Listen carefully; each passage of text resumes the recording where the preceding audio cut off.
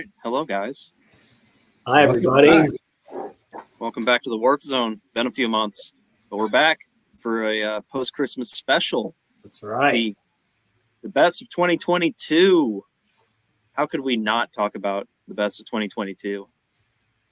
In movies, games, everything. Jose, you're joining us. Kenan Hubble did not want to join us. We're going to just speak for him. He helped us write the article.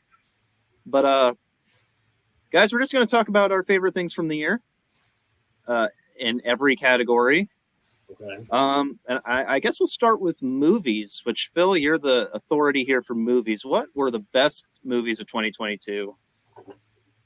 The movies that left the biggest impression on me, number one was Clerks 3. I was always a huge fan of the original Clerks, not so much Clerks 2. But Clerks 3 to me is Kevin Smith's grand return to form. It's just as funny as the original. It's really heartfelt. It's like the perfect evolution for the characters into middle age. There's just a lot of self-reflection in there. That really stood out to me. Also loved Guillermo del Toro's Pinocchio on Netflix. Just a fantastic take on that material. Excellent animation. And then the best documentary for me was Gabby Giffords Won't Back Down. It's just a very intimate story. Gets inside her recovery and shows you some footage that Mark Kelly shot himself that you never saw before publicly. So that was really interesting for me. Those were the ones that really hit me this year. Jose, we'll turn it to you. What were your favorite films? Films. Going back through, Sean, I'd have to see. The more I think about it, it's sort of really based on a lot of recommendations you all gave me. So that's why, I trust you guys as being tastemakers. I can think of the Netflix version, the German, version of the All Quiet on the Western Front was certainly left quite an impression on me. Another recommendation, came in during down to the Christmas season was the follow-up to X, which was Pearl. So I will shout out Kenan Hubble. He gets a special shout out in that sense for a slasher film I was not expecting to be as well made as it was for the budget, all things considered, to how well it was made and fleshed out. Top Gun Maverick, of course, left. That's sort of like the popcorn flick of the year for me. Now that it's coming back up on Paramount Plus, it'll be sort of those like easy, feel-good watches that's going to feel like comfort food if you make time for it. Movie-wise, I'm trying to think, and maybe there's a lot to choose from, Sean. Recently, I will let you guys know, I did see Avatar 2. Probably not grand in the scale the Top Gun Maverick was. The visual effects wizardry was, I think, is well worth at least investing your time and seeing it once. James Cameron, I feel like sometimes he wishes this franchise could be R-rated because you get a lot of scenes where they really want to, I guess, hone in on the conflict between the two sides, the good guys and the bad guys in this series. But I don't think the box office would allow for R-rated films to make the kind of budgets they need to recoup what they invest in producing it. But certainly worth a watch for Avatar 2 as well. I'll have to think back and look at some more intimate movies that I'll have recommended for you guys, but that's just what came to my mind, just fresh for you right now. So what do you have on your list, Sean? Well, my top movie of the year is Everything Everywhere All at Once. I think it's not a perfect movie. It's a little bloated, but it has so much going on. If you haven't seen it, it's a martial arts movie. It's a family drama. It's a comedy. It's a bizarre, just everything. It's everything, and great performances. It's such a fun movie, and it's so. I don't want to say unique because it is kind of matrixy, but it's a breath of fresh air when everything is superhero movies or these big budget movies like Top Gun. So I found it refreshing and a lot of fun. Sticking with A24 too, you'd mentioned Pearl. Pearl wasn't. It's not in my top movies, but we do want to give a shout out because it's Kenan Hubble's #1 movie of the year. For the budget, they did a lot with it, but I would not. It wasn't my kind of movie. Mia Goth is fantastic in it, though. Other movies, there really wasn't a lot that came out this year that was mind blowing. I like The Northman, sticking with A24. The Northman, the final scene in that just sticks with me still. But otherwise, documentary wise, Moon Age Daydream was pretty good, but that was a very difficult movie. I think if you aren't a fan of David Bowie, I don't see how you could watch it and really glean anything from it. I know you saw it. We discussed that, Jose. Would you put that on your list at all? That's why you sometimes need, some trusted people to refresh your memory. That would be another recommendation.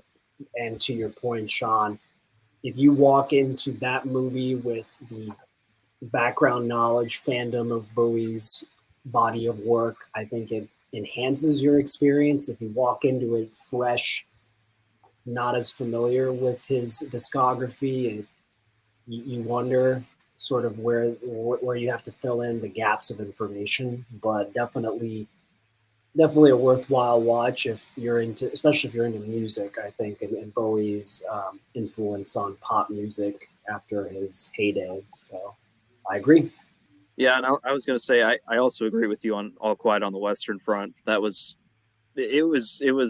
one of the more brutal movies I've ever seen. It was a fascinating, fantastically made movie, but it was if it was too much for me, that's saying a lot considering the things I watch. But otherwise, rounding out my top 3 would be The Batman, which is surprising for me given how much I hate superhero movies. But The Batman is just not a superhero movie; it's a detective thriller. The only part that feels like a superhero movie is that finale, which was still a good finale. So that would round out my movies. Like I said, I just did not think this year was a great year for movies. I don't know if you'd agree, Phil. It wasn't huge, but there are still some ones to kind of come out that should be the awards contenders, like Babylon, I think just came out. That's going to be a player for sure. Anything Damien Chazelle does will kind of reach that level. But yeah, like it wasn't a great year. Maybe about the same as last year. Kind of, I thought that last year was probably one of the weaker roundup of Best Picture Oscar contenders I've ever seen. Like almost all of them were pretty flawed in some way that made them. So we'll see what ends up, getting elevated to that this year. And then obviously, like some of the better films from last year weren't even nominated. So I hope that doesn't really happen. But yeah, I really like the list that you guys have brought here. I think those are maybe movies that could get some kind of awards contention this year. For sure. Let's move on, and I'm going to toss this to you, Jose, because I'm not sure your familiarity with the video games of 2022. But let's talk the best video games. Phil and I have played quite a few, but we'll be able to talk on that. But let's hear what you have to say on this. Have you played anything? Well, this is where you two pick up my very obvious weakness and slack. Although to sort of circle back to a discovery, a conversation for me that Phil very vehemently recommended to me was the Warner Brothers game, the Melee game for their characters. Multiverses, that's right. I needed a refresher on that. I'm coming back off a week of recoup. But no, Phil, that's certainly that's been sort of a nice little mainstay that I've kept going back to. And so, granted, differences, you can compare and contrast its pros and cons to what, Nintendo and the Melee Smash Brothers franchise has done better or worse. But no, that's been my fun surprise. And I think I would recommend that to anybody who'd be interested in, kind of a nostalgic, comfortable platform and characters and user interface. It was pretty fun. you know me, I stick to my bread and butter, which is those, the Madden franchise and the FIFA franchise. And so, they make marginal improvements here and there, and you always just have to get used to the different sensitivity for in-game play. And I guess I know where my bread's buttered on my video games. So I defer to you gentlemen to, you've broken down all these wonderful games throughout the year, summer hits, summer misses. So what do you all think I should add as the best of the year? Man, Okay. wonderful games. What a year it was for Sean, moving up from the PS4 to PS5. Oh yeah, Stepping up to the big boy table. I And finally what was the did game it. that got you to do it, Sean? What was the Yeah. straw that broke the camel's back? Oh, this is embarrassing. It was Cyberpunk 2077 after I watched the anime. I don't even Edge Runners, and then I ended up not even liking Cyberpunk. So I ended up with a PS5 playing. I mean, God of War came out right around that time, so I did get to play Ragnarok, which is probably my game of the year, Phil. I'm not sure where you're at, but It's definitely mine. There's not the thing that's even close for me. That's absolutely the game of the year. A lot of people were on Team Elden Ring the whole year, and I see where they're coming from. Elden Ring is great. It did live up to its very high expectations, and God of War stratospheric expectations too. But to me, God of War just absorbed me. It just so majestic. It just shows you what the medium is capable of, especially when you do move up to the PS5, because I think that only PS5 or was it PS4 too? I don't remember. It was PS4 too. Mm-hmm. But to me, that I haven't played it on PS4, but to me, it's the game to vault you into this generation right now. It's just I love almost all God of War games, but to me, this really just puts together whatever they've done in the past and just lifts it up to a new level. I agree. As far as the story goes, I think the further you get in the game, the weaker the story is. I think for all the hype, it doesn't live up to it. But it's such a gorgeous game. It's so much fun to play. I don't know that I would say it's better than 2018, but it's certainly on par. And I can see what they were trying to do with the story, but no spoilers here. But it doesn't succeed necessarily because this is a video game. If this were a movie, I could see it, but a video game still needs to have some fun to it, and friendship and kindness is not fun. It's not why we play video games. But Sean, I know that you're a big fan of Stray, just like I was. We reviewed that together. Mm-hmm. Just a really kind of out of left field, strange game. Very short, very easy. But I think that hooked both of us. I know it definitely got me. To me, that's up there as a game of the year contender. Not that I would put it alongside God of War Ragnarok, but that is just the type of thing I'd like to see more of, where the narrative is just so shifted. You are playing as a cat. That was really entrancing to me, and just like maybe not everything you do in the game is realistic, but then there are a lot of cat-like things you do in that game, like just kind of like cuddling up to like little pieces of scenery, or just meowing to your friends or whatever you do.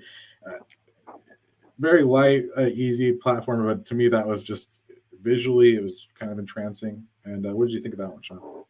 I agree. It was visually entrancing, and getting to play as a cat. There was so much that was put into the game that a cat would do. You go up and scratch trees.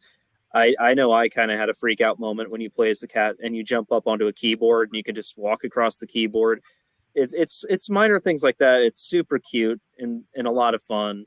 And you could tell the developers put a lot of thought and effort into every little aspect of the game. It was fantastic. But speaking of the easy games, the fun and easy games, Lego Star Wars. Oh, yeah. Lego Star Wars was absolutely one of my games of the year, and I'm embarrassed to say that. In any other year, I don't think it would have made it in the top 5 at all, but I had so much fun with this game. I don't even like Star Wars that much. Yeah, and the Lego games had been in a rut for a while. There hadn't been anything that really blew you away. Like they were gotten that routine of releasing an adaptation of almost every big time movie that came out. And honestly, there was a really awful Lego game that came out after this one too, with Lego Bricktales. But this one it captured the spirit of what Lego Star Wars could be. And it was definitely a very ground up remake of Lego Star Wars, which kind of vaulted it into public consciousness at first, way back when. but this this take on the material is so much better than what came before, I thought. Yeah, I agree with that. And as far as any other games, Cult of the Lamb, I think we can agree, absolutely stellar. Yes, definitely. Shows that the roguelike has so many more places it can go. Inscription was another one that I thought was a lot of fun. It was a card-based game. I don't know that I put it as my game of the year in the top 5 or anything, but it stood out in a year that just had not a lot of standout. Elden Ring and God of War were your standouts. And I agree. Elden Ring, if you love Elden Ring, more power to you. It's too much for me. It's gorgeous. It's fun to play, but I'm never going to get very far in it. It's just not my type of game.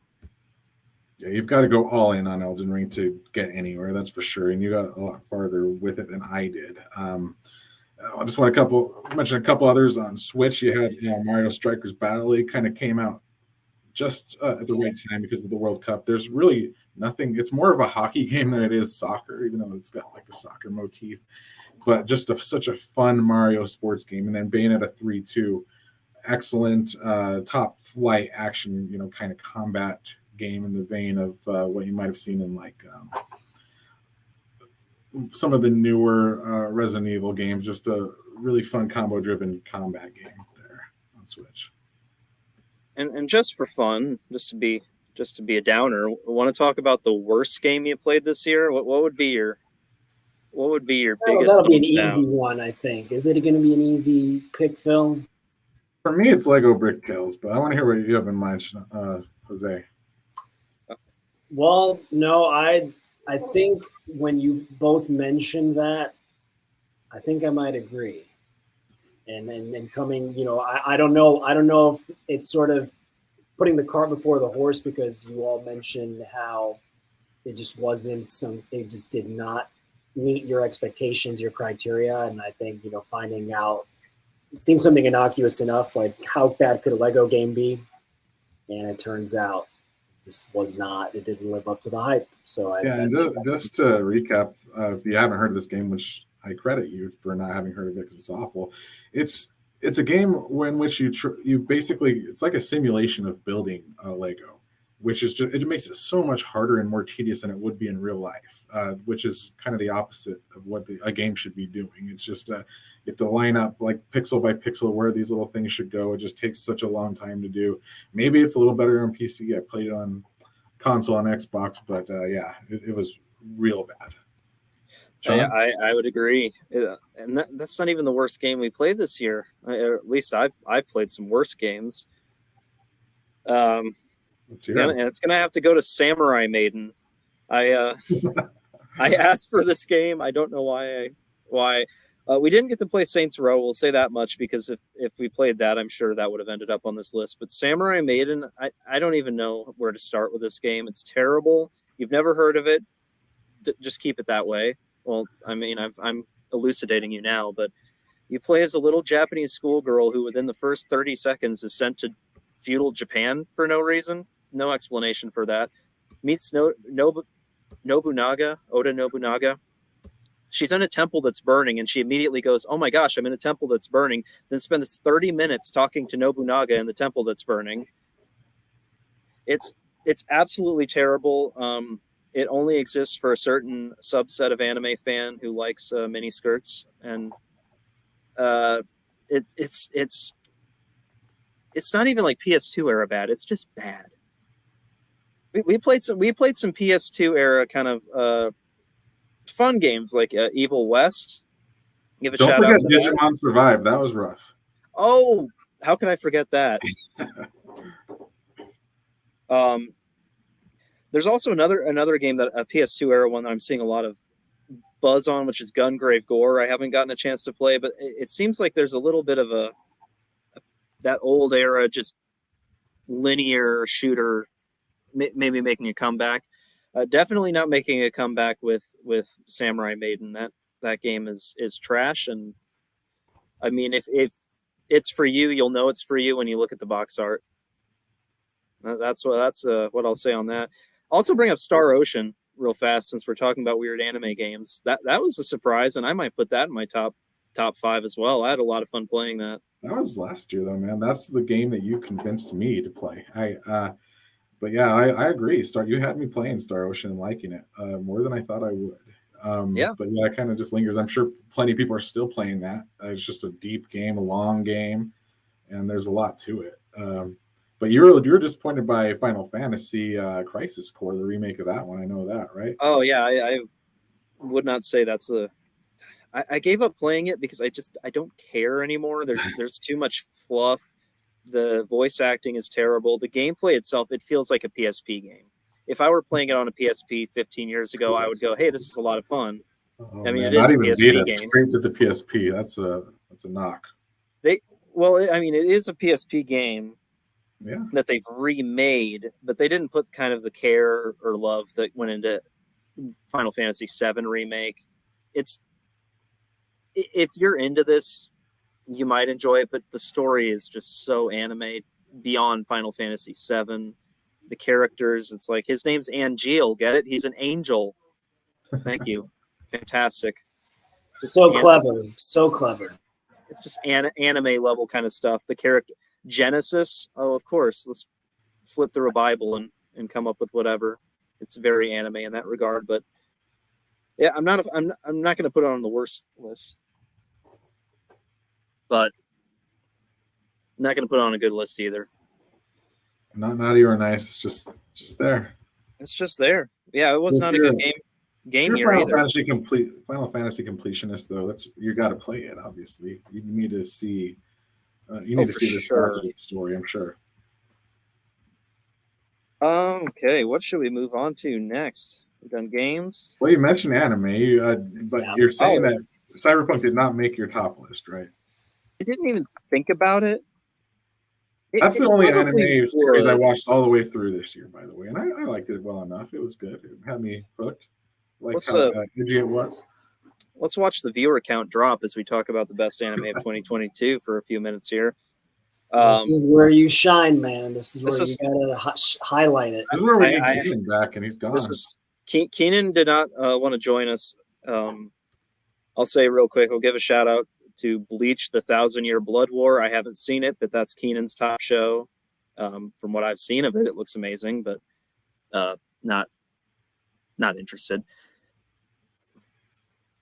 Let's see. Oh, Jeffrey Dahmer documentary is popular this year. Thank you. That was a huge hit. It was a documentary. So many fictionalized. This was a year of Dahmer content. Yes. You could not he came into his own this year as a serial killer icon, I guess you'd say, because there was a lot. I watched a lot of the Dahmer stuff too. It was interesting to me. Like I grew up kind of like hearing about this as a young teenager child. So I was kind of sheltered from some of it back then, especially because social media didn't really exist. You couldn't really like have this level of depth. But to me, it was interesting just to find out what it was that went into this really disturbing thing. And it really was an indictment of kind of the socioeconomic system back then. Like a lot of these calls were straight up ignored by police. That's why Dahmer was able to kind of thrive in his demented ways that he was able to. He was unchecked because he kind of found the cracks in the fabric of society that people just did not respond to.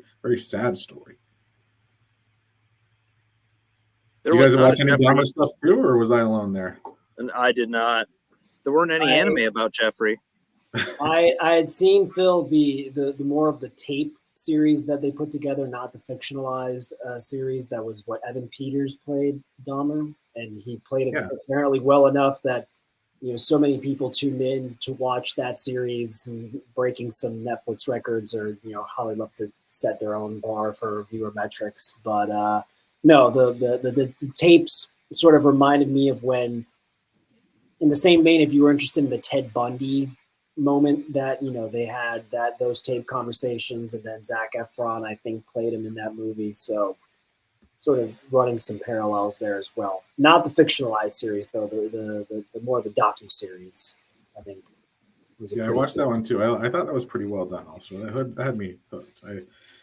Interesting the way it kind of skipped on the timeline. I think they're just kind of trying to drive home the point that really all these complaints against him were ignored for so long. It was how awful it was for that community that had to be victimized by him. Do we want to go back to anime or do we want to do TV next Yeah, let's do TV. while we're TVing? We've done all the anime we can do. We're TVing. Real quick, guys, Let's do TV. I'll throw in my nugget for this conversation, my like hidden gem. I wasn't expecting it to be as good as it was until it got further in. Apple TV Plus Severance.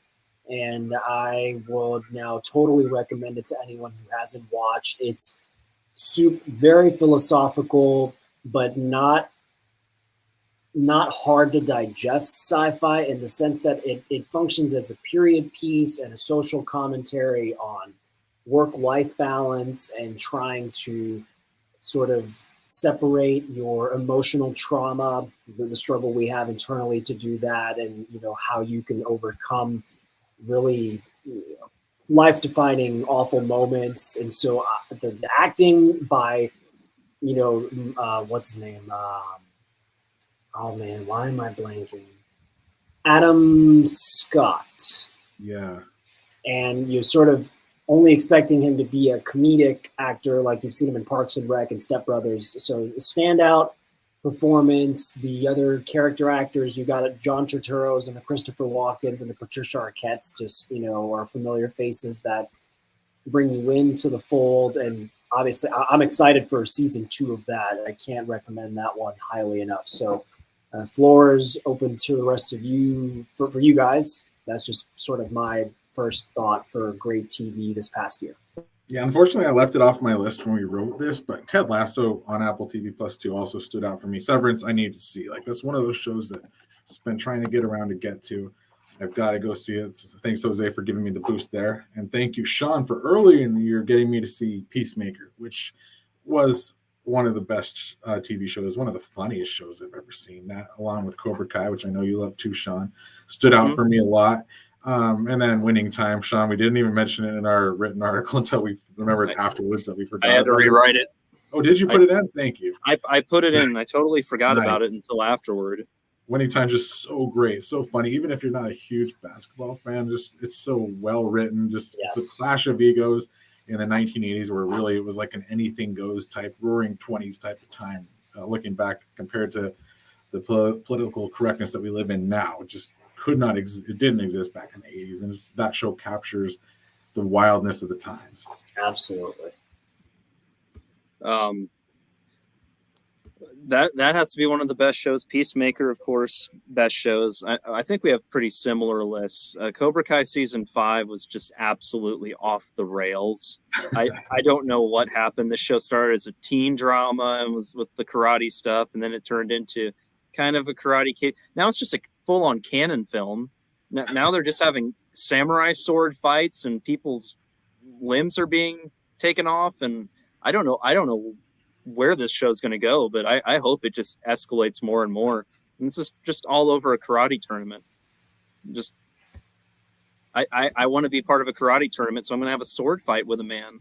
Like, it's absolutely fantastic. Petty revenge, baby. That's what sells in the Karate Kid world. It's a bizarre show. I don't know why it's as popular as it is, because this kind of stuff usually does not sell, the schlock like this. But as far as other shows worth watching, right now I'm watching Alice in Borderland season 2, which season 1 was really good. I think it got kind of pushed under the rug because everyone got obsessed with Squid Game for a while there.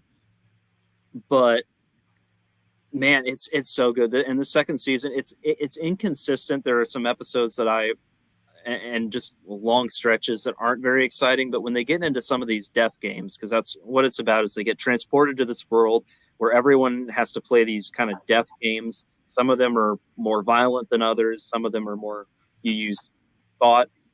There's one episode where they're in a prison where they all have these collars on their necks with a suit of cards on the back. And they have to ask the other people, like, what suit is it? Otherwise, if they say the wrong suit after an hour, the collar explodes. And that kind of like psychological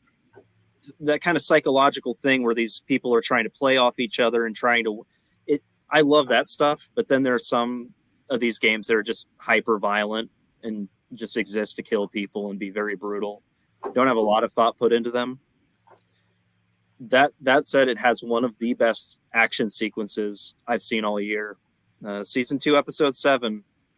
It's a back alley brawl that goes on for 10 minutes. Absolutely brutal, disgusting, violent, horrible. But it's a edge of your seat kind of show. When it does things right, it does things right. You've got me hooked, man. I'm gonna have to check it out. I also want to just mention briefly Better Call Saul. I thought it finished well, ended up being on par with Breaking Bad. If you're a fan of Breaking Bad, been putting it off, definitely get around to Better Call Saul. It's going to be worth your time. Any parting thoughts from anyone else before we sign off here? Well, just excited for the next year for me, man. Go ahead, Sean. I'm excited for the next year. I'll throw in our best anime real quick between me and Kenan. Chainsaw Man, which would go on my best TV shows of the year as well. I think even if you're an anime agnostic, you're not into anime, this is one of the best directed shows. Gorgeous animation, great story, great characters. It's bizarre beyond comprehension, but it's so worth watching. I think, Phil, Jose, you would actually enjoy it. I've been trying to get others to watch it.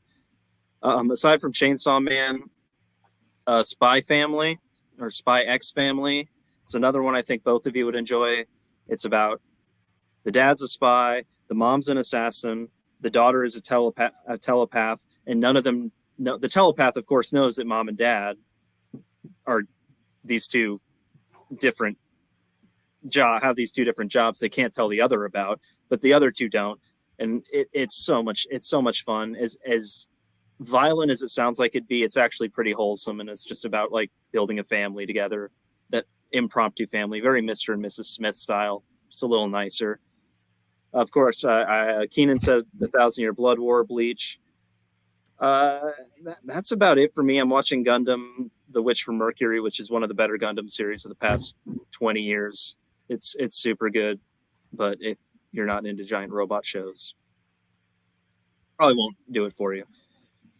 Music wise, I want to toss this to Jose real fast. I was wondering if you had any opinions on any albums. I might need to pass on to you, Sean, because poor playing on my part. I should have brought in my charger, so I'm going to step out and grab the charger real quick. Okay, well, I'm going to say for Jose, Harry's House is his. I wouldn't disagree with you as a whole album, just not the one hit single. It's not all about the same as it was. You have to go to Harry's House and Cinema. Those are like actual standout tracks. I'll be right back. Yeah, I was gonna say Harry's House is probably the best of the popular albums. I'm not a big fan of it necessarily, but it has some good songs.